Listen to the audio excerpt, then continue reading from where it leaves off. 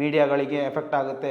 One side ಆಗಿ ಮಾತಾಡಬೇಕು, ಒಂದು ಧರ್ಮವನ್ನು ದೂಷಿಸಿ ಮಾತಾಡಬೇಕು, ಒಂದು ಧರ್ಮದ ಮನಸ್ಥಿತಿ ಅವರೆಲ್ಲಿಂದ ಕಲ್ತುಕೊಂಡು ಬಂದರು, ಅವರು ಕಲ್ತುಕೊಂಡು ಬಂದಂತಹ ಹಾದಿಯೇ ತಪ್ಪು ಅಂತ ಹೇಳಿದರೆ ಮಾತ್ರ ಇಲ್ಲಿ ನಿಮಗೆ ಲೈಕ್ ಕಮೆಂಟ್ಸ್ಗಳು ಸಿಗುತ್ತೆ. ಆದರೆ ಇಲ್ಲಿ ಯಾವುದು ಸರಿ, ಯಾವುದು ಮಾಡಬೇಕಿತ್ತು ಅದನ್ನು ಹೇಳಿದರೆ ಇಲ್ಲಿ ಲೈಕ್ ಕಮೆಂಟ್ಸ್ಗಳು ಬರೋದಿಲ್ಲ.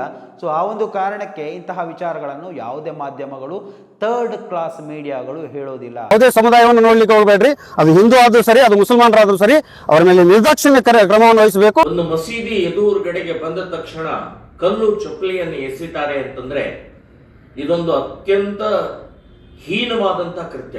2 ದಿವಸಗಳಿಂದ ಬಾಗಲಕೋಟೆ ಧಗ ಧಗ ಆಗ್ತಾ ಇದೆ. ಇದು ಧಗ ಧಗ ಆಗ್ತಾ ಇಲ್ಲ ಅಂದರೂ ಮೀಡಿಯಾ ಧಗ ಧಗ ಮಾಡ್ತಾ ಇದ್ದಾರೆ. ಕೆಲವೊಂದು ಥರ್ಡ್ ಕ್ಲಾಸ್ ಮೀಡಿಯಾಗಳು ಮನಸ್ಥಿತಿಗಳ ಬಗ್ಗೆ ಮಾತನಾಡುತ್ತೆ, ಎಲ್ಲಿಂದ ಕಲ್ತುಕೊಂಡು ಬಂದಿದ್ದಾವೆ ಎನ್ನುವಂತಹ ವಿಚಾರದಲ್ಲಿ ಮಾತಾಡುತ್ತೆ. ಅಲ್ಲಿ ಏನು ನಡೀತು ಎನ್ನುವಂತಹ ವಿಚಾರ ಬೆಳಕಿಗೆ ಬರುವ ಮುನ್ನವೇ ಅದನ್ನು ಒಂದು ಕೋಮು ಸಂಘರ್ಷ, ಇನ್ನೊಂದು ಧರ್ಮದ ಭಾವನೆಗಳು, ಇವೆಲ್ಲ ಯಾವ ರೀತಿಯಲ್ಲಿ ಜನರನ್ನು, ಮಾಧ್ಯಮಗಳನ್ನು ಆಟ ಆಡಿಸುತ್ತೆ ಎನ್ನುವುದಕ್ಕೆ ಬಾಗಲಕೋಟೆ ನಿಜವಾದ ಒಂದು ಉದಾಹರಣೆ ಅಂತ ಹೇಳ್ಬೋದು.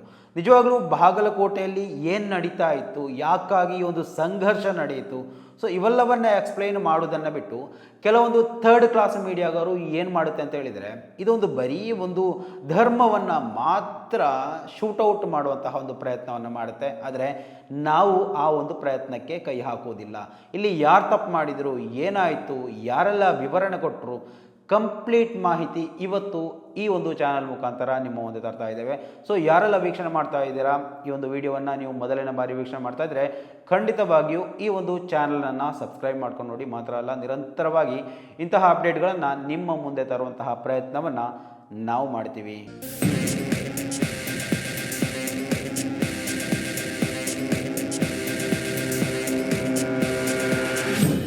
ಬಾಗಲಕೋಟೆ ನಗರದಲ್ಲಿ ಕಳೆದ 2 ದಿವಸಗಳಿಂದ ನಡೆದಂತಹ ಕೆಲವೊಂದು ಅಹಿತಕರ ಘಟನೆಗಳ ಕಾರಣಕ್ಕೆ ಆ ಒಂದು ನಗರದಲ್ಲಿ 2 ದಿವಸಗಳಾಯಿತು, ಅಂದರೆ 19, 20 ಈ 2 ದಿವಸಗಳಲ್ಲಿ ಬಹಳ ಉದ್ವಿಗ್ನ ಪರಿಸ್ಥಿತಿ ನಿರ್ಮಾಣ ಆಗಿರುವಂಥದ್ದು ಇವಾಗ ಹತೋಟಿಯಲ್ಲಿದೆ ಅಂತ ಅಲ್ಲಿನ SP ಅವರು ಕೂಡ ಪ್ರತಿಕ್ರಿಯೆಯನ್ನು ಕೊಟ್ಟಿದ್ರು. ನೀತಿ ಪ್ರಕಾರ 2 ಕಲ್ಲು ಬಿತ್ತು, ನಮ್ಮ ಪೊಲೀಸ್ ಮೇಲೆನೆ ಸೈಡಲ್ಲಿ ಬಿತ್ತು. ಅವರು ಹೆಲ್ಮೆಟ್ ಹಾಕಿದ್ರು, ನಿಮ್ಮ ಮೇಲೆ ಕಲ್ಲು ಬಿತ್ತು. ಆ ಟೈಮಲ್ಲಿ ಏನಾಯ್ತು ಅಂತ ಸರ್? ಏನೇನಾಗಿಲ್ಲ, ಇದು ಆಮೇಲೆ ನಾನು ಇಲ್ಲೇ ಇದ್ದೆ.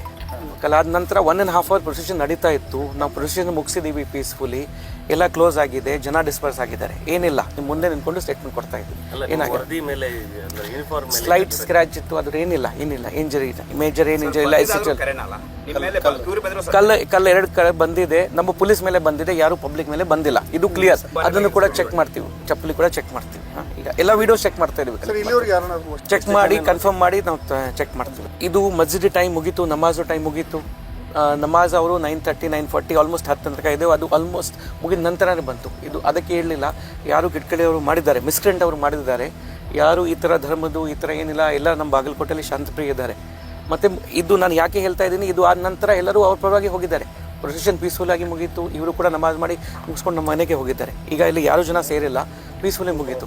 ಬಟ್ ಆ ಮಿಸ್ಕ್ರೆಂಟ್ ಯಾರು ಈ ಥರ ಮಾಡಿದ್ದಾರೆ ಅವರಿಗೆ ನಾವು ಐಡೆಂಟಿಫೈ ಮಾಡ್ತೀವಿ. ಈ ಒಂದು ಪ್ರಕರಣ ಯಾಕೆ ನಡೀತು ಎನ್ನುವುದರ ಬಗ್ಗೆ ಮೊದಲು ಗಮನಿಸ್ತಾ ಹೋಗೋಣ. ಫೆಬ್ರವರಿ 19 ಮತ್ತು 20ಕ್ಕೆ ಛತ್ರಪತಿ ಶಿವಾಜಿ ಮಹಾರಾಜರ ಜಯಂತಿ ಕಾರ್ಯಕ್ರಮವನ್ನು ಹಮ್ಮಿಕೊಳ್ಳಲಾಗಿತ್ತು. ನೋಡಿ, 19 ಮತ್ತು 20. ಸೊ ಇದೇ ಸಂದರ್ಭದಲ್ಲಿ ಮುಸ್ಲಿಂ ಬಾಂಧವರಿಗೆ ರಂಜಾನ್ ಉಪವಾಸ ಆರಂಭವಾಗುವ ದಿವಸಗಳು.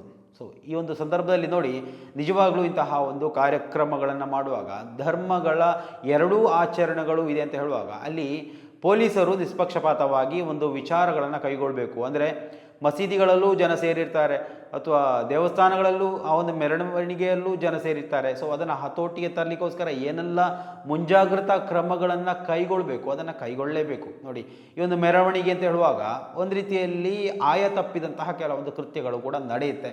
ಸೊ ಮಸೀದಿ ಮುಂದಗಡೆ ಹೋಗು ನೃತ್ಯ ಮಾಡುವಂಥದ್ದು, ಅಥವಾ ಏನೋ ವೀರಾವೇಶದಿಂದ ಏನಾದರೂ ಒಂದು ಘೋಷಣೆಗಳನ್ನು ಕೂಗುವಂಥದ್ದು, ಅಥವಾ ಅದಕ್ಕೆ ಪ್ರತೀಕಾರ ಅಂತ ಹೇಳ್ಕೊಂಡು ಮಸೀದಿಯಿಂದ ಚಪ್ಪಲಿಯನ್ನು ಬಿಸಾಡೋದು, ಕಲ್ಲು ತೂರಾಟ ನಡೆಸೋದು, ಇದು ಯಾವುದು, ಈ 2 ವಿಚಾರಗಳು ಕೂಡ ನಾವು ಕಲ್ಪಿಸಲಿಕ್ಕೆ ಕೂಡ ಸಾಧ್ಯವಿಲ್ಲದಂಥದ್ದು, ನಾವು ಅಂಗೀಕಾರ ಮಾಡಲಿಕ್ಕೆ ಸಾಧ್ಯವೇ ಇಲ್ಲದಂತಹ ಒಂದು ವಿಚಾರ. ನೋಡಿ, ಯಾವ ರೀತಿಯಲ್ಲಿ ಬಾಗಲಕೋಟೆ ಅನ್ನುವಂತಹ ಆ ಒಂದು ಗ್ರಾಮಸ್ಥರು ಹೇಳುವ ಪ್ರಕಾರ ಒಳ್ಳೆಯ ಸೌಹಾರ್ದತೆಯಿಂದ ಇದ್ದಂತಹ ಆ ಒಂದು ನಾಡು ಯಾವ ರೀತಿ ಪ್ರಕ್ಷುಬ್ಧ ಆಗಿದೆ ಇವಾಗ, ಯಾವ ರೀತಿ ಉದ್ವಿಗ್ನತೆ ಸೃಷ್ಟಿಯಾಗಿದೆ ಇವಾಗ. ನೋಡಿ, ಇದನ್ನ ಯಾವ ಸಮುದಾಯ ಅಥವಾ ಸಮಾಜ ಬಯಸುವುದಿಲ್ಲ. ಇಲ್ಲೇ ಪ್ರೊವೋಕಿಂಗ್ ಆಗ್ತಕ್ಕಂಥ ಕೆಲಸ ಆಗಿರೋದರಿಂದ ಈ ರೀತಿ ಆಗಬಾರ್ದಾಗಿತ್ತು. ಯಾರೋ ಒಬ್ರು ಚಪ್ಪಲಿ ಒಗ್ದ ಅಂತ ಹೇಳ್ತಾ ಇದಾರೆ, ಯಾರೋ ಒಬ್ರು ಕಲ್ಲು ಒಗ್ದ ಅಂತ ಹೇಳ್ತಾ ಇದಾರೆ. ಆ ಕಲ್ಲು ಒಗ್ದಿದ್ದು ಚಪ್ಪಲಿ ಒಗ್ದಿದ್ದು ನಾವು ಯಾರು ಕೂಡ ಸಮರ್ಥನೆ ಮಾಡ್ಕೊಳ್ತಾ ಇದಿಲ್ಲ. ಆ ಕಲ್ಲು ಒಗ್ದ ವ್ಯಕ್ತಿ ಯಾವನೇ ಆಗಿರಲಿ, ಯಾವುದೇ ಸಮುದಾಯವನ್ನ ಆಗಲಿ, ಅವನು ಒದ್ದು ಒಳಗು ಹಾಕುವಂತ ಕೆಲಸ ನಾನು ಮಾನ್ಯ SP ಅವ್ರು ಮಾಡ್ಬೇಕಂತ ನಾನು ಕೂಡ ಆಗ್ರಹಿಸ್ತೀನಿ. ನಾವ್ಯಾರೂ ಕೂಡ ನಮ್ಮ ದೇಶದಲ್ಲಿ ಉದ್ವಿಗ್ನ ಪರಿಸ್ಥಿತಿ ಸೃಷ್ಟಿ ಮಾಡೋದಿಕ್ಕೂ ಬಂದವರಲ್ಲ, ಮಾಡುವಂತಹ ಇಚ್ಛೆ ಇರುವವರು ಅಲ್ಲ, ಅದನ್ನು ಕಾಣಬೇಕು ಅಂತ ಆಸೆ ಪಡುವವರು ಕೂಡ ಖಂಡಿತ ಅಲ್ಲ, ಯಾರೂ ಕೂಡ ಅಲ್ಲ. ನಮ್ಮ ಭಾರತ ದೇಶದಲ್ಲಿ ಯಾವ ಪ್ರಜೆಗಳಿಗೂ ಇಂತಹ ಒಂದು ಪರಿಸ್ಥಿತಿ ಬರಬೇಕು ಅಂತ ಆಸೆ ಇರೋದಿಲ್ಲ. ಆದರೆ ಕೆಲವೊಂದು ಕಿಡಿಗೇಡಿಗಳು ಎಲ್ಲ ಧರ್ಮದಲ್ಲೂ ಇರ್ತಾರೆ. ಬರೀ ಒಂದು ಧರ್ಮವನ್ನು ನಾವಿಲ್ಲಿ ದೂಷಿಸಿ ಪ್ರಯೋಜನ ಇಲ್ಲ. ಎಲ್ಲ ಧರ್ಮದಲ್ಲಿರುವಂತಹ ಕಿರಾತಕರು, ಕಿಡಿಗೇಡಿಗಳ ಮನಸ್ಥಿತಿ ನೋಡಿ. ಇಂತಹ ಕಿಡಿಗೇಡಿಗಳು ಎಲ್ಲಿಂದಲೂ ಕೂಡ ಕಲ್ತುಕೊಂಡು ಬರಬೇಕಂತಿಲ್ಲ. ಅವರ ಮನಸ್ಥಿತಿಗಳು ಯಾರೂ ಹೇಳಿಕೊಡ್ಬೇಕಾಗಿಲ್ಲ, ಯಾರು ಕಲಿಸಿಕೊಡ್ಬೇಕಂತಹ ಅಥವಾ ಹಿಂದೂ ಧರ್ಮ ಕಲಿಸಿಕೊಟ್ಟಂತಹ ಸಿದ್ಧಾಂತಗಳೆಲ್ಲ ಇಲ್ಲಿ ಮಾಡುವಂಥದ್ದು, ಅಥವಾ ಮುಸ್ಲಿಂ ಧರ್ಮ ಹೇಳಿಕೊಟ್ಟಂತಹ ನೀತಿ ಪಾಠಗಳೆಲ್ಲ ಇವರಿಲ್ಲಿ ಮಾಡುವಂಥದ್ದು.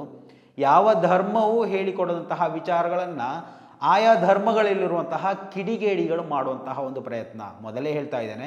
ಯಾಕಂತ ಹೇಳಿದರೆ ಇಲ್ಲಿ ನಾವು ಧರ್ಮವನ್ನು ತರುವುದು ತಪ್ಪು, ಇಲ್ಲಿ ಭಾಷೆಯನ್ನು ತರುವುದು ತಪ್ಪು, ಜಾತಿಯನ್ನು ತರುವುದು ತಪ್ಪು. ಯಾರು ಮಾಡಿದ್ರು ಎನ್ನುವುದು ಇಲ್ಲಿ ಪ್ರಮುಖವಾಗಿರುತ್ತೆ. ಯಾರ ಕಡೆಯಿಂದ ವಿಚಾರಗಳು ಬಂದಿರುತ್ತೆ ನೋಡಿ.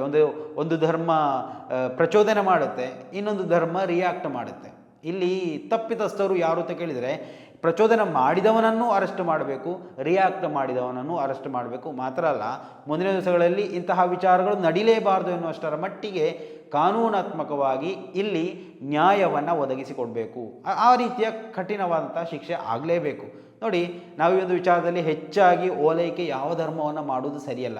ಈ ಒಂದು ವಿಚಾರದಲ್ಲಿ ಅಂದರೆ ಧರ್ಮ ಸಂಘರ್ಷಗಳ ವಿಚಾರದಲ್ಲಿ ಯಾವ ಧರ್ಮವನ್ನು ಕೂಡ ಓಲೈಕೆ ಮಾಡುವುದು ಸರಿಯಲ್ಲ. ಅದು ಹಿಂದೂ ಧರ್ಮವೇ ಆಗಿರಲಿ, ಮುಸ್ಲಿಂ ಧರ್ಮವೇ ಆಗಿರಲಿ. ಒಂದು ವೇಳೆ ಒಂದು ಧರ್ಮದಿಂದ ಅನ್ಯಾಯ ಆಯಿತು, ಕಲ್ಲು ತೂರಾಟ ನಡೀತು ಅಂತ ಅಂದ್ಕೊಳ್ಳಿ, ಪ್ರಚೋದನೆಗೊಳಗಾಗಿ 4-5 ಅಂಗಡಿಗಳಿಗೆ ಬೆಂಕಿ ಇಡೋದು, ವಾಹನಗಳನ್ನು ಸುಡೋದು, ಅದೆಷ್ಟು ಸರಿ ಅಂತ? ಇಲ್ಲಿ ಯಾರನ್ನು ನಾವು ಮೇಲು ಕೀಳು, ಅವ್ರು ಮಾಡಿದ್ದು ಸರಿ, ಇವರು ಮಾಡಿದ್ದು ತಪ್ಪು ಅಂತ ಹೇಳೋದಕ್ಕೆ ಬರೋದಿಲ್ಲ. ಎಲ್ಲ ಮನಸ್ಥಿತಿಗಳು ಇಲ್ಲಿ ಒಂದೇ ರೀತಿ ಆದರೆ ಯಾರನ್ನ ಅಂತ ದೂರೋದು ಅಂತ. ಓಕೆ, ಇಲ್ಲಿ ಯಾವುದೇ ಪ್ರಚೋದನೆ ಇಲ್ಲದೆ ಯಾರೂ ಕೂಡ ರಿಯಾಕ್ಟ್ ಮಾಡೋದಕ್ಕೆ ಬರೋದಿಲ್ಲ. ಯಾವುದೇ ರಿಯಾಕ್ಟ್ ಇಲ್ಲದೆ ಮತ್ತೆ ಅದಕ್ಕೆ ರಿಯಾಕ್ಷನ್ಗಳು ಬರೋದಿಲ್ಲ.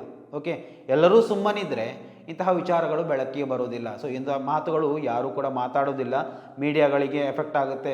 ಒನ್ ಸೈಡ್ ಆಗಿ ಮಾತಾಡಬೇಕು, ಒಂದು ಧರ್ಮವನ್ನು ದೂಷಿಸಿ ಮಾತಾಡಬೇಕು, ಒಂದು ಧರ್ಮದ ಮನಸ್ಥಿತಿ ಅವರೆಲ್ಲಿಂದ ಕಲ್ತುಕೊಂಡು ಬಂದರು, ಅವರು ಕಲ್ತುಕೊಂಡು ಬಂದಂತಹ ಹಾದಿಯೇ ತಪ್ಪು ಅಂತ ಹೇಳಿದರೆ ಮಾತ್ರ ಇಲ್ಲಿ ನಿಮಗೆ ಲೈಕ್ ಕಮೆಂಟ್ಸ್ಗಳು ಸಿಗುತ್ತೆ. ಆದರೆ ಇಲ್ಲಿ ಯಾವುದು ಸರಿ, ಯಾವುದು ಮಾಡಬೇಕಿತ್ತು ಅದನ್ನು ಹೇಳಿದರೆ ಇಲ್ಲಿ ಲೈಕ್ ಕಮೆಂಟ್ಸ್ಗಳು ಬರೋದಿಲ್ಲ. ಸೊ ಆ ಒಂದು ಕಾರಣಕ್ಕೆ ಇಂತಹ ವಿಚಾರಗಳನ್ನು ಯಾವುದೇ ಮಾಧ್ಯಮಗಳು, ಥರ್ಡ್ ಕ್ಲಾಸ್ ಮೀಡಿಯಾಗಳು ಹೇಳೋದಿಲ್ಲ. ಥರ್ಡ್ ಕ್ಲಾಸ್ ಅಂತ ಒತ್ತಿ ಯಾಕೆ ಹೇಳ್ತೇನೆ ಅಂದರೆ ನಿಮಗೆ ಅರ್ಥ ಆಗಿರಬೇಕು.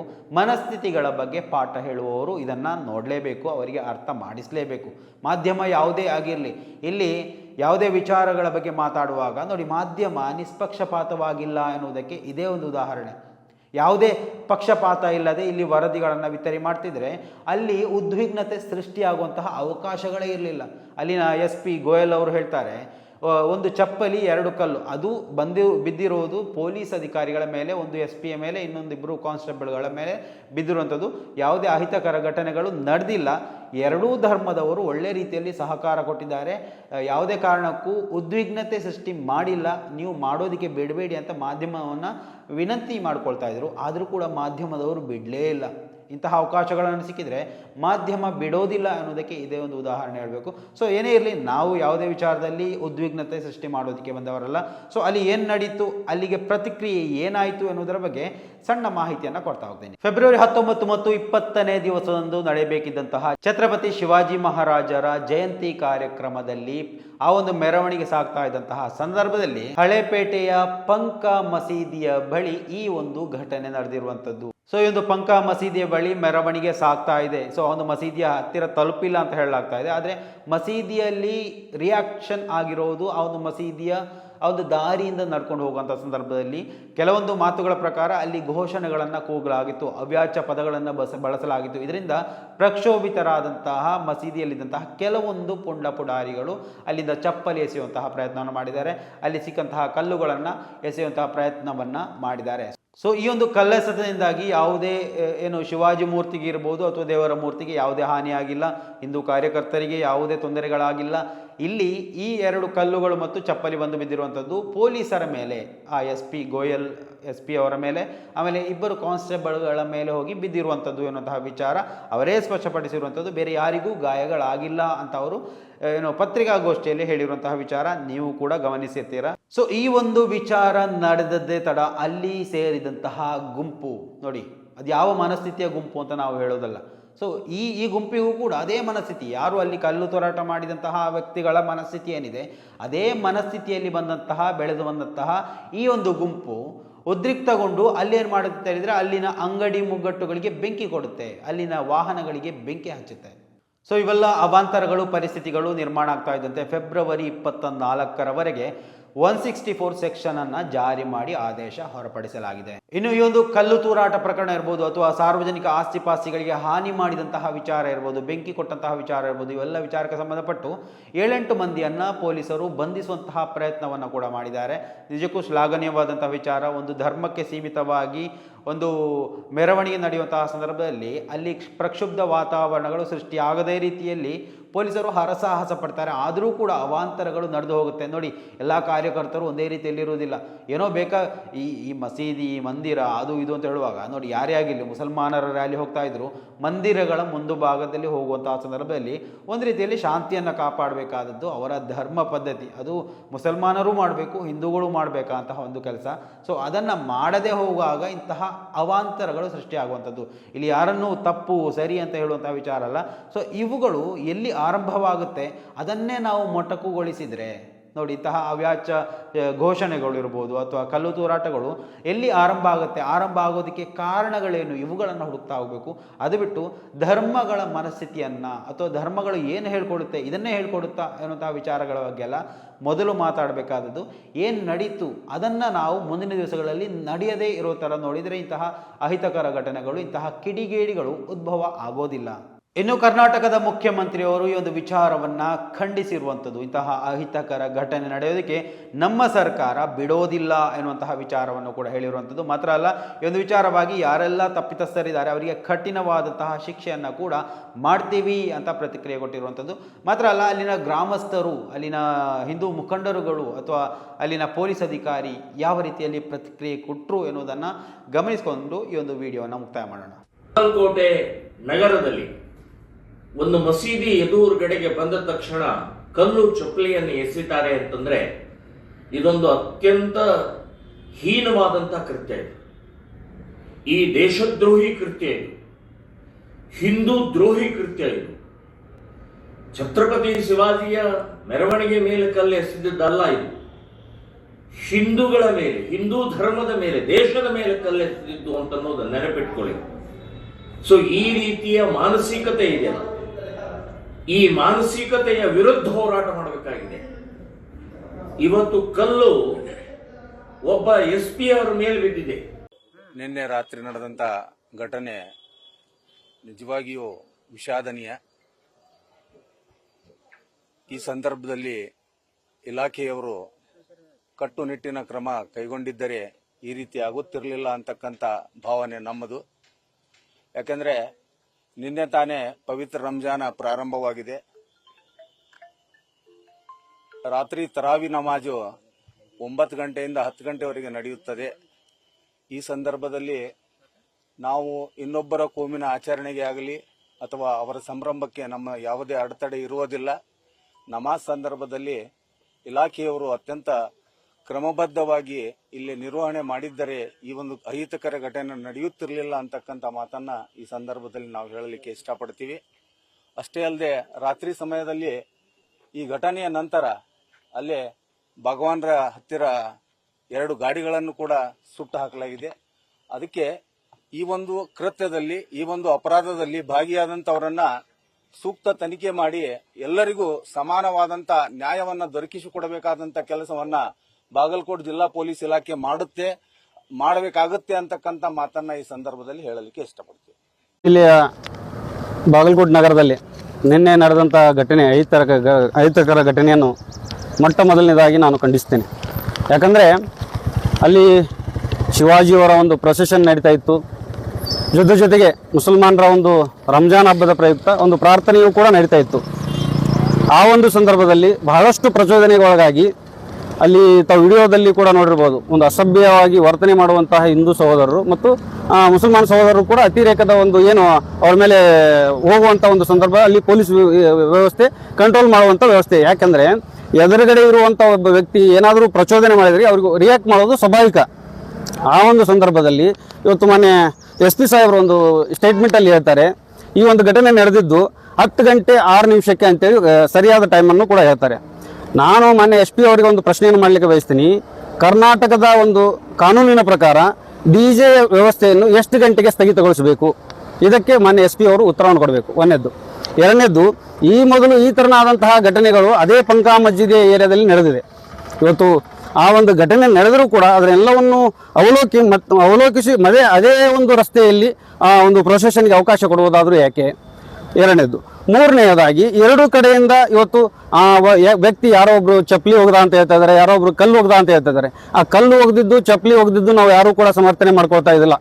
ಆ ಕಲ್ಲು ಒಗ್ದ ವ್ಯಕ್ತಿ ಯಾವನೇ ಆಗಿರಲಿ, ಯಾವುದೇ ಸಮುದಾಯನೇ ಆಗಲಿ, ಅವನು ಒದ್ದೊಳಗು ಹಾಕುವಂಥ ಕೆಲಸ ನಾನು ಮೊನ್ನೆ SP ಅವರು ಮಾಡಬೇಕಂತ ನಾನು ಕೂಡ ಆಗ್ರಹಿಸ್ತೀನಿ. ಆದರೆ ಅಮಾಯಕರನ್ನು ಅರೆಸ್ಟ್ ಮಾಡುವ ಮುಖಾಂತರ ಅಮಾಯಕರನ್ನು ತೆಗೆದುಕೊಂಡು ಹೋಗಿ ಜೈಲಿನಲ್ಲಿ ಮಾಡುವುದು ಇದು ಸರಿಯಲ್ಲ. ಒಂದು ಸಮುದಾಯ, ನಿರ್ದಿಷ್ಟವಾದಂಥ ಒಂದು ಸಮುದಾಯಕ್ಕೆ ಗುರಿಯಾಗಿಸಿಕೊಂಡು ಹೇಳುವಂಥ ಒಂದು ಮಾಡುವಂಥ ಕೃತ್ಯ ಇದಾಗಿದೆ.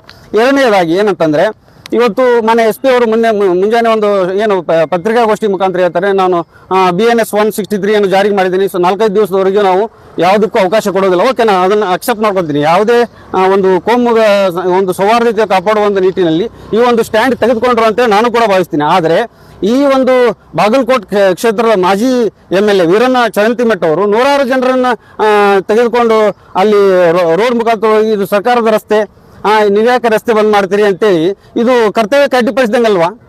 ಮೊನ್ನೆ ವೀರಣ್ಣ ಚರಂತಿಮಠ್ ಅವರು ಪೊಲೀಸರು ಕರ್ತವ್ಯವನ್ನು ನಿರ್ವಹಿಸ್ತಾ ಇದ್ದಾರೆ, ಅವರಿಗೆ ನೀವ್ಯಾಕೆ ಅಡ್ಡಿಪಡಿಸ್ತೀರಿ ಅಂದ್ರೆ ಅಲ್ಲಿ ಒಂದು ಅಚಾತುರ್ಯ ನಡೀಬಾರ್ದಂತೆ ಮುನ್ನೆಚ್ಚರಿಕಾ ಕ್ರಮವಾಗಿ ಅವರು 163 ಅನ್ನು ಜಾರಿ ಮಾಡಿದ್ದಾರೆ.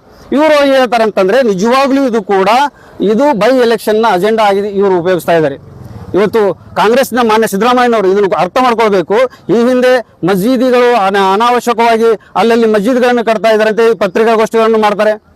ಮತ್ತೆ ಇದೇ ಬೇಕಾಬಿಟ್ಟಿ ಹೇಳಿಕೆಯನ್ನು ಈಗ ಮಾನ್ಯ ಮಾಜಿ ಶಾಸಕರು ಕೂಡ ಕೊಡ್ತಾರೆ. ಒಂದು ಸೆಕ್ಟರ್ನಲ್ಲಿ 8 ಮಸ್ಜಿದ್ಗಳಿದ್ದಾವೆ, 10 ಮಸ್ಜಿದ್ಗಳನ್ನು ಬೇಕಾಬಿಟ್ಟಿ ಹೇಳಿಕೆಯನ್ನು ಕೊಡ್ತಾರಲ್ಲ. ನಿಮಗೆ ತಾಕತ್ತು ದಮ್ ಇದ್ರೆ 8-10 ಮಸ್ಜಿದ್ಗಳನ್ನು ಬಂದು ತೋರಿಸ್ರಿ. ಅವು ಯಾವತ್ತೂ ಕೂಡ 8-10 ಮಂದಿರಗಳಿದ್ದಾವೆ, ಗುಡಿಗಳಿದ್ದಾವೆ ಅಂತ ಯಾವುದೇ ಒಬ್ಬ ಮುಸಲ್ಮಾನ ಎಲ್ಲಿ ಕೂಡ ಹೇಳಿಲ್ಲ. ನಿಮ್ಮ ರಾಜಕೀಯ ತೆವಲನ್ನು ತೀರಿಸಿಕೊಳ್ಳಲಿಕ್ಕೆ ಹಿಂದೂ ಮುಸ್ಲಿಮರ ನಡುವೆ ಜಗಳ ಹಚ್ಚಿದವರು ಮಾನ್ಯ ಮಾಜಿ ಶಾಸಕರು ಮತ್ತು ಅವರು ಚೇಲಾಗಳು ಅಂತ ಹೇಳಿಕೆ ನಾನು ವಹಿಸ್ತೀನಿ. ಬಂಧುಗಳೇ, ಸೌಹಾರ್ದಯುತವಾದಂಥ ಒಂದು ನಗರ ಇದು. ಈ ನಗರದಲ್ಲಿ ಬೆಂಕಿ ಹಚ್ಚುವಂತ ಕೆಲಸ ಮಾಡ್ತಾ ಇರೋದು ಮಾನ್ಯ BJP ಅವರು ಮತ್ತು ಈ ಒಂದು ಏನು ಗ್ಯಾಂಗ್ನ ಅವರ ಪುಡಾರಿಗಳು ಇದಾರಲ್ಲ, ಅವ್ರು ಮಾಡ್ತಾ ಇದ್ದಾರೆ. ಇವತ್ತು ಎಲ್ಲರೂ ಕೂಡ ನಾವು ಸಹೋದರತ್ವದಿಂದ 5 ದಿವಸಗಳ ಕಾಲ ಮೊದಲು ಹೋಳಿ ಹಬ್ಬವನ್ನು ಆಚರಣೆ ಮಾಡ್ತಾ ಇದ್ರು. ಈಗ 3 ದಿವಸಗಳ ಕಾಲ ಹೋಳಿ ಹಬ್ಬವನ್ನು ಆಚರಣೆ ಮಾಡ್ತಾರೆ. ನಾವೆಲ್ಲರೂ ಕೂಡ ಅವ್ರಿಗೆ ಸಹಕಾರ ಕೊಡ್ತೀವಿ. ಹಾಗಂತ ಅವರೆಲ್ಲ ಹಬ್ಬ ಹರಿದಿನಗಳಲ್ಲಿ ಕೂಡ ನಾವು ಭಾಗವಹಿಸ್ತೀವಿ. ನಮ್ಮ ಒಂದು ಈದ್ ಮಿಲಾದ್ ಸಂದರ್ಭದಲ್ಲಿ ಈದ್ದಲ್ಲಿ ಕೂಡ ಅವರು ಹಿಂದೂ ಸಹೋದರರು ಕೂಡ ಬಂದು ಭಾಗವಹಿಸ್ತಾರೆ. ಆದರೆ ಕೆಲವು ಏನು ಈ ಪುಡಾರಿಗಳು ಮಾಡುವುದರಿಂದಾಗಿ ಇವತ್ತು ಹಿಂದೂ ಇರ್ಬೋದು, ಮುಸಲ್ಮಾನ ಇರ್ಬೋದು, ಅದು ಯಾವುದೇ ವ್ಯಕ್ತಿ ಒಂದು ಸಮುದಾಯದ ನಡುವೆ ಬೆಂಕಿ ಹಚ್ಚುವಂಥ ಕೆಲಸ ಮಾಡಿದರೆ ಅವನು ದೇಶದ್ರೋಹಿ ಅಂತ ಹೇಳಿಕೆ ನಾನು ಬಯಸ್ತೀನಿ. ಇವತ್ತು ಹಿಂದೂಗಳ ನಡುವೆಯಲ್ಲಿ ಮಾಡುವಂಥ ಏನು ಬೆಂಕಿ ಹಚ್ಚುವಂಥ ಕೆಲಸ ಮಾಡಿದ್ರೆ ಅವನು ದೇಶದ್ರೋಹಿ, ಮುಸಲ್ಮಾನರಾಗಿದ್ರು ಕೂಡ ಅವನು ದೇಶದ್ರೋಹಿ ಅಂತ ಹೇಳಿಕೆ ಬಯಸ್ತೀನಿ. ಯಾಕೆ ತಾರತಮ್ಯ? ಇವ್ರು ಹೇಳ್ತಾರೆ ಇವರು ನೆಕ್ಸಲೈಟು, ಇವ್ರನ್ನ ಬೇರೆ ದೇಶಕ್ಕೆ ಕಳಿಸ್ರಿ ಅಂತಂದರೆ, ಸ್ವಾಮಿ ನೀವು ಈ ದೇಶದಲ್ಲಿ ಹುಟ್ಟಬೇಕಾದ್ರೆ ಏನಿದೆ ಐಡೆಂಟಿಟಿ? ಈ ದೇಶಕ್ಕೆ ಮುಸಲ್ಮಾನರ ತ್ಯಾಗ ಏನಿದೆ ಅಂತಂದ್ರೆ, ಡೆಲ್ಲಿಯ ಏನು ಇಂಡಿಯಾ ಗೇಟ್ ಮೇಲ್ಗಡೆ ಹೋಗಿ ನೋಡಿ, ಈ ದೇಶಕ್ಕೆ ಮುಸಲ್ಮಾನರ ತ್ಯಾಗ ಏನಿದೆ ಅಂತಂದ್ರೆ ಅಷ್ಟು ಜನರ ಹೆಸರುಗಳನ್ನ ಅಲ್ಲಿ ಇಂಡಿಯಾ ಗೇಟ್ಗಳಲ್ಲಿ ಬರೆದಿದೆ. ನಿಮ್ಮ ಸಂಘ ಪರಿವಾರದವ್ರ ಹೆಸರು ಒಬ್ಬರನ್ನ ತೋರಿಸ್ಕೊಟ್ಟಿ ಇಲ್ಲ. ನೀವು ಬೆಂಕಿ ಹಚ್ಚಲೇ ಬಂದಿದ್ದು ಇದು ಉಪಚುನಾವಣೆಯ ಅಜೆಂಡಾ ಅಂತ ಹೇಳಕ್ಕೆ ನಾನು ಬಯಸ್ತೀನಿ. ಮಾನ್ಯ SP ಅವರು ಈ ಮುಖಾಂತರ ನಾನು ವಿನಂತಿಯನ್ನು ಮಾಡ್ಕೊತೀನಿ. ನೀವು ಯಾವ ರೀತಿಯಾಗಿ ಒಂದು ಸಮುದಾಯದ ಯುವಕರನ್ನು ಬಂಧಿಸಿದ್ದೀರಿ, ಅದೇ ರೀತಿಯಾಗಿ ಎರಡು ಕಡೆಯಲ್ಲೂ ಕೂಡ ಏನು ಜಗಳ ಆಗಿದೆ. ಇವತ್ತು ಇದರಲ್ಲಿ ಏನಪ್ಪಾ ಅಂತಂದ್ರೆ, ತರಕಾರಿ ಮಾರ್ಕೆಟ್ನಲ್ಲಿ ತರಕಾರಿ ಗೂಡಂಗಡಿಗಳಿಗೆ ಹೋಗಿ ಬೆಂಕಿ ಹಚ್ಚುವಂತ ಕೃತ್ಯ ಮಾಡಿದ್ರಿ. ನಿನ್ನೆ ರಾತ್ರಿ ನಡೆದಂತ ಘಟನೆ, ಇಲ್ಲಿವರೆಗೂ ನೀವು ಯಾಕೆ ಸುಮೋಟೋ ಕೇಸ್ ಮಾಡಲಿಲ್ಲ? ಅವರನ್ನ ಯಾಕೆ ಅರೆಸ್ಟ್ ಮಾಡಲಿಲ್ಲ? ಅಥವಾ ನಿಮ್ಮ ಕಣ್ಣಿಗೆ ಕೆಂಪು ಬಟ್ಟೆಯನ್ನು ಕಟ್ಟಿಕೊಂಡಿದ್ದೀರಾ, ಕಪ್ಪು ಬಟ್ಟೆಯನ್ನು ಕಟ್ಕೊಂಡಿದ್ದೀರಾ ಅಂತೇಳಿ ಮೊನ್ನೆ SP ಅವರಿಗೆ ಕೇಳಲಿಕ್ಕೆ ಬಯಸ್ತೀನಿ. ಇವತ್ತು ಜಿಲ್ಲಾಡಳಿತದಲ್ಲಿ ಮೊನ್ನೆ DC ಅವರು ನಮಗೆ ಶಾಂತಿ ಸಭೆಯನ್ನು ಕಳಿಸ್ತೀರಿ ಅಂದ್ರೆ, ನೀವು ಬೆಂಕಿಯನ್ನು ಮುಚ್ಚಿ ನಮಗೆ ಶಾಂತಿ ಸಭೆ ಕರೆಸೋರ? ನೀವು ಶಾಂತಿ ಸಭೆ ಮಾಡೋದೇ ಆದರೆ ನಮ್ಮ ಮುಸಲ್ಮಾನ್ ಯುವಕರನ್ನು ಕೂಡ ಬಿಡುಗಡೆಗೊಳಿಸ್ರಿ, ಇಲ್ಲ ಅವರನ್ನು ಕೂಡ ಯಾರು ತಪ್ಪಿಸಿದ್ರೆ ಅವರನ್ನು ಕೂಡ ಬಂಧಿಸ್ರಿ, ಆವಾಗ ನೀವು ಶಾಂತಿ ಸಭೆ ಕರೆದು ನಾವು ಎಲ್ಲರೂ ಬರ್ತೀವಿ. ಅದಕ್ಕಾಗಿಯೇ ನಾವು ಇವತ್ತು ನಮ್ಮ ಸಮುದಾಯದ ಎಲ್ಲ ನಾಯಕರು ಕೂಡ ಈ ಶಾಂತಿ ಸಭೆಯನ್ನು ಧಿಕ್ಕರಿಸಿ ನಾವು ಹೋಗ್ತಾ ಇದ್ದೀವಿ. ಕಾನೂನು ಹೋರಾಟದ ಮುಖಾಂತರ ಯಾವುದೇ ವ್ಯಕ್ತಿ, ಯಾವುದೇ ಒಬ್ಬ ಸರ್ಕಾರಿ ನೌಕರನಿದ್ರು ಕೂಡ ನಾವು ಕಾನೂನು ಮುಖಾಂತರ ಎದುರಿಸ್ತೀವಿ. ಒಂದು ವೇಳೆ ಈ ಪರಿಸ್ಥಿತಿಯನ್ನು ಹತೋಟಿಗೆ ತರದೇ ಇದ್ರೆ ನಾವು ಉಗ್ರವಾದ ಹೋರಾಟ ಮಾಡಲು ಕೂಡ ತಯಾರಿದ್ದೇವೆ ಅಂತ ಹೇಳಿ ನಾನು ಬಯಸ್ತೀನಿ ಬಂಧುಗಳೇ. ಇವತ್ತು ಬೆಳಗ್ಗೆಯೂ ಕೂಡ 163 ಇದ್ರೂ ಕೂಡ ಇವರು ನೈತಿಕ ಪೊಲೀಸ್ಗಿರಿಯನ್ನು ಉಪಯೋಗಿಸಿಕೊಂಡು ಅಂಗಡಿಗಳಿಗೆ ಹೋಗಿ ಶಟ್ರಸ್ ಅನ್ನು ಬಲವಂತವಾಗಿ ಹೇಳೋದು. ಎಲ್ಲಿದೆ ಆರ್ಡರ್? ಎಲ್ಲಿ ಕೊಟ್ರಿ ನೀವು ಬಂದ್ ಮಾಡುವಂತ ಒಂದು ನೈತಿಕತೆ ಯಾರಿಗೆ ಕೊಟ್ರಿ? ವ್ಯಕ್ತಿ ಮಾಡಿದ್ರೆ ನೀವು ಸುಮ್ಮನೆ ಕೊಡ್ತಿದ್ರ? ಮಾನ್ಯ SP ಅವರಿಗೆ ನಾನು ಕೇಳಿಕೆ ಬಯಸ್ತೀನಿ, ಯಾಕೆ ಅವರನ್ನು ಅರೆಸ್ಟ್ ಮಾಡಲಿಲ್ಲ? ಅವರೆಲ್ಲ ವಿಡಿಯೋಗಳು ಕೂಡ ಇದಾವೆ ನಿಮ್ಮ ಮುಂದೆ. ನೀವೇ ಇದ್ರೆ ಅವ್ರನ್ನ ಬಂದ್ ಮಾಡ್ತೀರಿ ಅಂತೇಳಿ, ಬಾಗಲಕೋಟೆ ಬಂದ್ ಮಾಡಿಸಿ ಅಂತ ಹೇಳಿದವರು ಮಾನ್ಯ SP ನಾನು ಕೇಳ್ತೀನಲ್ಲ, ಯಾಕೆ ಮಾಡಲಿಲ್ಲ ಅದನ್ನ? ಅವ್ರಿಗೊಂದು ಕಾನೂನು, ಇವ್ರಿಗೊಂದು ಕಾನೂನು, ಇದು ಯಾವುದೇ ದೇಶದಲ್ಲಿ ಇಲ್ಲ. ನಾವು ಭಾರತದಲ್ಲಿ ಇದ್ದೀವಿ, ನಾವು ಸಂವಿಧಾನಾತ್ಮಕವಾಗಿ ಹೋರಾಟ ಮಾಡ್ತೀವಿ. ನಮಗೂ ಕೂಡ ಕಾನೂನನ್ನು ಅರಿವಿದೆ. ಈ ದೇಶದಲ್ಲಿ ಏನು ಮಾಡಬೇಕು ಏನು ಮಾಡಬಾರ್ದು ಅನ್ನೋದು ನಾನು ಕೂಡ ಬಲ್ಲವನಾಗಿದ್ದೇನೆ. ಇವತ್ತು ಯಾವುದೇ ಒಬ್ಬ ಮುಸಲ್ಮಾನ್ ವ್ಯಕ್ತಿ ಅಲ್ಲಿ ಚಪ್ಪಲಿ ಎಸೆದ, ಕಲ್ಲು ಎಸೆದ ನಾವು ಎಂದಿಗೂ ಕೂಡ ಸಮರ್ಥನೆ ಮಾಡ್ಕೊಳ್ಳೋದಿಲ್ಲ. ಅದು ಯಾವುದೇ ವ್ಯಕ್ತಿ ಇರಲಿ, ಇವತ್ತು ಮಸ್ಜಿದೆಯಿಂದ ಬರಲಿ, ಮಂದಿರದಿಂದ ಬರಲಿ, ಮಠದಿಂದ ಬರಲಿ, ಅವನ್ನ ಅರೆಸ್ಟ್ ಮಾಡುವಂಥದ್ದು ಕಾನೂನು ಸುವ್ಯವಸ್ಥೆಗೆ ನಾವು ಒಪ್ಪಿಸ್ತೀವಿ. ಒಂದು ವೇಳೆ ಆ ವ್ಯಕ್ತಿಯನ್ನು ನಮ್ಮ ಕೈ ಕೊಟ್ಟರೆ ನಾವು ಯಾವ ರೀತಿಯಾದಂಥ ಶಿಕ್ಷೆಯನ್ನು ಕೊಡ್ತೀವಿ ಅಂತೇಳಿ. ಯಾವುದೇ ಪೂರ್ವ ತನಿಖೆ ಇಲ್ಲದೆ 8 ಜನರನ್ನು ನೀವು ಅರೆಸ್ಟ್ ಮಾಡ್ತೀರಿ. ಯಾವ ತನಿಖೆ ಮಾಡಿದ್ರಿ? ಏನು ಬಂತು ಅಲ್ಲಿಂದ? ಬಹಿರಂಗಪಡಿಸಲಿ ಇದನ್ನು. ಸುಮ್ಮನೆ ಒಂದು ಕಣ್ಣಿಗೆ ಬೆಣ್ಣೆ, ಒಂದು ಕಣ್ಣಿಗೆ ಸುಣ್ಣವನ್ನು ಹಚ್ಚಿದ್ರೆ ನಾವು ಕೇಳೋದಿಲ್ಲ. ಹಾಗಾಗಿ ಜಿಲ್ಲಾಡಳಿತವು ಇದರಲ್ಲಿ ಭಾಗವಹಿಸಿ, ಮಾನ್ಯ ಜಿಲ್ಲಾ ಉಸ್ತುವಾರಿ ಸಚಿವರು ಕೂಡ ಇವತ್ತು ಇಲ್ಲಿ ಬಂದಿದ್ದಾರೆ ಅಂತ ಕೇಳಿದ್ದೀನಿ. ಮಾನ್ಯ ತಿಮ್ಮಾಪುರ ಅವರು ಅಲ್ಲಿ ಐಬಿಯಲ್ಲಿ ಬಂದ ಕಷ್ಟ ಮೀಟಿಂಗ್ ಮಾಡಿ ಹೋಗ್ತೀರಿ ಅಂತಂದ್ರೆ ಏನು ಕೊಡ್ತೀರಿ ಈ ಜನಕ್ಕೆ ಸಂದೇಶವನ್ನು? ಈ ಜನ ಎಲ್ಲವನ್ನು ನೋಡ್ತಾ ಇದ್ದೀವಿ, ಕಾಂಗ್ರೆಸ್ ಸರ್ಕಾರದ ಆಡಳಿತವನ್ನು ಎಲ್ಲವನ್ನು ನೋಡ್ತಾ ಇದ್ದೀವಿ. ನಿಮ್ಮ ಆಡಳಿತ ವಿಫಲವಾಗಿದೆ. ಬಾಗಲಕೋಟೆಯನ್ನು ದಂಗೆ ಎಬ್ಬಿಸಲಿಕ್ಕೆ ನೀವು ಹೊರಟಿದರೆ ಮುಂದಿನ ದಿನಮಾನಗಳಲ್ಲಿ ನಿಮಗೆ ಉತ್ತರ ಕೊಡಲಿಕ್ಕೆ ಇಲ್ಲಿಯ ಪ್ರಜೆಗಳು ಸನ್ನದ್ಧರಾಗಿದ್ದಾರೆ ಅಂತ ಹೇಳಿ ನಾನು ಬಯಸ್ತೇನೆ ಬಂಧುಗಳೇ. ನಾವು ಯಾರು ಕೂಡ ಜಗಳ ಮಾಡುವವರಲ್ಲ, ದ್ವೇಷ ಮಾಡುವವರಲ್ಲ. ನಾವು ಶಾಂತಿ ಪ್ರಿಯರು. ಪವಿತ್ರವಾದ ರಂಜಾನ್ ತಿಂಗಳು ನಡೀತಾ ಇದ್ದೇವೆ. ಇವತ್ತು ಇಲ್ಲಿರೋ ಎಲ್ಲರೂ ಕೂಡ ನಾವು ಉಪವಾಸವಾಗಿದ್ದೇವೆ. ಉಪವಾಸವನ್ನು ಆಚರಣೆ ಮಾಡ್ತಾ ಇದ್ದೀವಿ. ನಮ್ಮ ಧರ್ಮದಲ್ಲಿ ಇಂತಹ ಒಂದು ದ್ವೇಷದ ರಾಜಕಾರಣವನ್ನು ನಮಗೆ ಯಾರಿಗೂ ಕೂಡ ಕಲಿಸಿಲ್ಲ. ಎಷ್ಟೊಂದು ಸಹಿಸೋದು ಬಂಧುಗಳೇ. ಇವತ್ತಿಗೆ ಮಾನ್ಯ ಗೃಹ ಸಚಿವರು ಕೂಡ ಈ ಒಂದು ಘಟನೆಯನ್ನು ಅತಿ ಸೂಕ್ಷ್ಮವಾಗಿ ಪರಿಗಣಿಸಿ ಮಾನ್ಯ IGP ಅವರು ಕೂಡ ಬಂದಿದ್ದಾರೆ ಅಂತ ಕೇಳಲ್ಪಟ್ಟಿದ್ದೇನೆ. ಈ ಘಟನೆಯನ್ನು ಸಂಪೂರ್ಣವಾಗಿ ಅಧ್ಯಯನಗೊಳಿಸಿ ಯಾರೆಲ್ಲ ತಪ್ಪಿತಸ್ಥರಿದ್ದಾರೆ, ಯಾವುದೇ ಸಮುದಾಯವನ್ನು ನೋಡ್ಲಿಕ್ಕೆ ಹೋಗಬೇಡ್ರಿ. ಅದು ಹಿಂದೂ ಆದ್ರೂ ಸರಿ, ಅದು ಮುಸಲ್ಮಾನರಾದ್ರೂ ಸರಿ, ಅವರ ಮೇಲೆ ನಿರ್ದಾಕ್ಷಿಣ್ಯ ಕ್ರಮವನ್ನು ವಹಿಸಬೇಕು. ಈ ಬಾಗಲಕೋಟೆಗೆ ಶಾಂತಿಯನ್ನು ತರಬೇಕು ಅಂತೇಳಿ ನಾನು ಈ ಮುಖಾಂತರ ಆಗ್ರಹಿಸ್ತೇನೆ.